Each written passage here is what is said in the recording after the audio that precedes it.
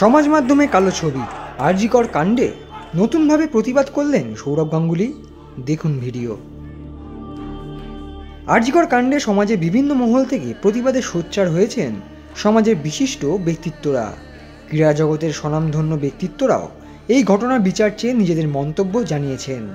শুভাশিস বসু, প্রীতম কোটাল, প্রবীর দাস, সৌভিক চক্রবর্তী সহ একাধিক বাঙালি ফুটবলার যেমন প্রতিবাদ জানিয়েছেন, ঠিক তেমনই সৌরভ গাঙ্গুলি, ঋদ্ধিমান সাহার মতো তারকা ক্রিকেটাররাও প্রতিবাদ করেছেন এই ভয়ঙ্কর ঘটনার বিরুদ্ধে।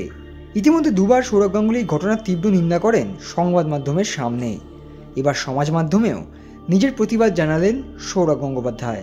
19শে আগস্ট রাত 10:20-তে এক্স হ্যান্ডেলে ভারতের প্রাক্তন অধিনায়ক তার ছবিটি মুছে দেন, তার বদলে কালো ছবি রাখেন।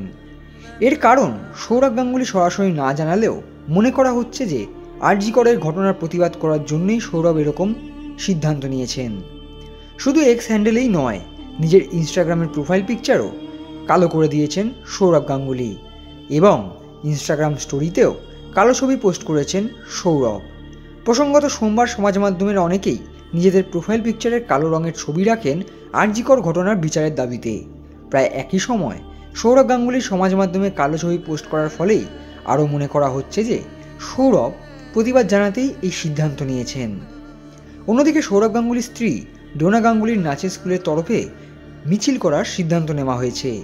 গত শনিবার একটি অনুষ্ঠানে আরজি কর ঘটনার প্রতিবাদ করেছিলেন সস্ত্রীক সৌরভ। সেখানে সৌরভ জানিয়েছিলেন, এই ঘটনা ভয়ঙ্কর, দোষীদের এমন শাস্তি হোক যাতে ভবিষ্যতে এই রকম ঘটনা কেউ ঘটাতেই না পারে। সিবিআই তদন্ত করছে, আশা করব দোষীরা চিহ্নিত হবে। Extra time.